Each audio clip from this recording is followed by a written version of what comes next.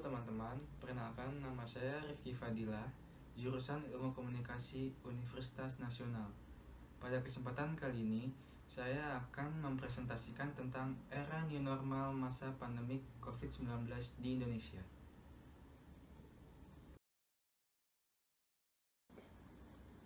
Apa sih yang dimaksud dengan new normal?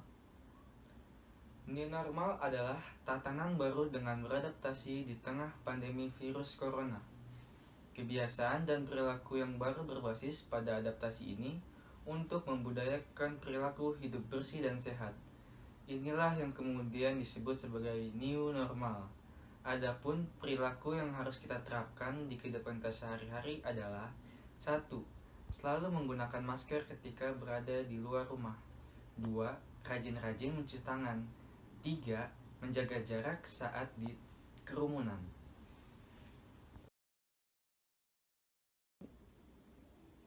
Adapun tujuan dilaksanakannya new normal di Indonesia, ada beberapa sektor yang perlu diperhatikan, seperti sektor kesehatan dan juga sektor ekonomi.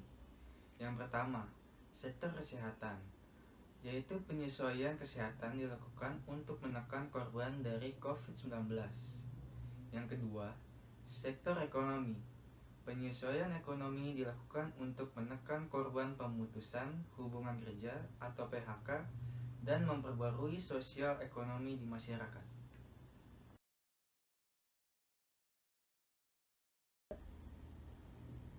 Selanjutnya, syarat-syarat yang ditentukan oleh WHO dalam sebuah negara untuk melakukan new normal ialah sebagai berikut. Yang pertama, penularan penyakit yang terkendali. Pemerintah dan daerah mampu mengendalikan penularan wabah virus corona di lingkungan masyarakat baik di tingkat provinsi maupun tingkat kecamatan. Yang kedua, sistem kesehatan dapat mendeteksi, menguji, mengisolasi, serta menangani setiap kasus dan melacak setiap kontak.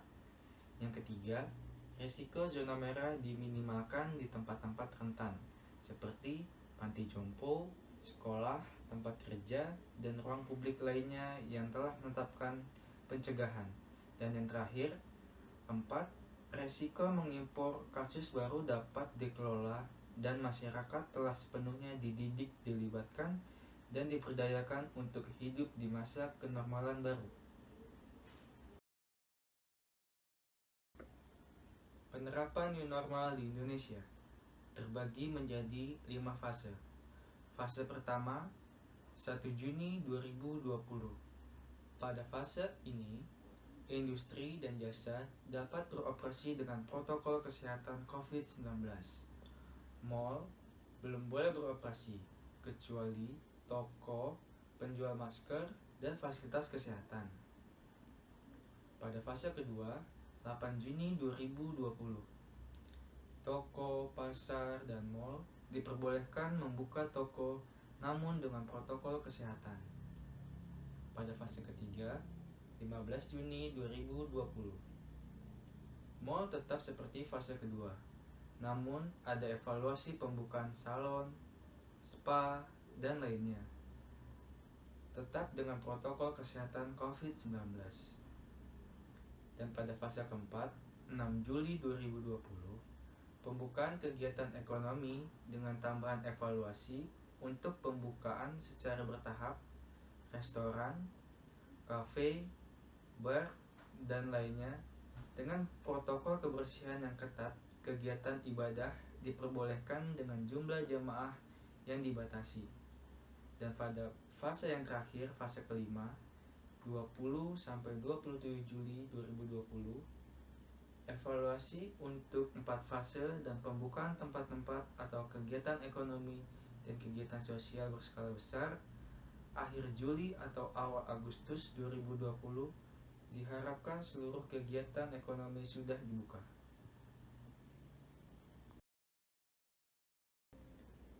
Selanjutnya, adapun dampak positif dan negatif dilaksanakannya new normal di Indonesia ialah sebagai berikut. Dampak positif: 1. Masyarakat membiasakan diri berperilaku hidup bersih. 2. mempersiapkan segala bentuk protokol kesehatan menuju new normal dengan menerapkan waktu kerja yang fleksibel dan penyesuaian jam kerja. Ketiga, kegiatan akademik dilangsungkan secara daring menggunakan media informasi untuk menyampaikan standar pelayanan baru.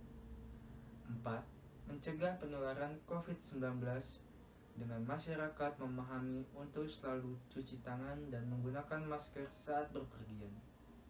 5. Membiasakan diri untuk tidak berjabat tangan. 6. Hidupnya kembali perekonomian Indonesia serta menjaga agar negara tetap bisa berdaya menjalankan fungsinya sesuai konstitusi. Dampak negatif. 1. Dalam sektor kesehatan, kasus positif COVID-19 ini akan melonjak. Kedua, ketidakefektifan dalam menjalankan dalam sektor pendidikan karena sulitnya akses internet yang tidak merata. Dan yang ketiga, dapat memicu gelombang kedua COVID-19. Setelah mendengarkan penjelasan saya tadi mengenai era new normal, berikut hal-hal yang harus diperhatikan oleh seluruh masyarakat. Yang pertama, selalu mencuci tangan atau gunakan hand sanitizer. Dan yang kedua, selalu menggunakan masker ketika berada di luar rumah. Yang ketiga, semprotkan disinfektan pada area tertentu yang sering terjadi kontak fisik. Dan yang keempat, melakukan physical distancing atau menjaga jarak.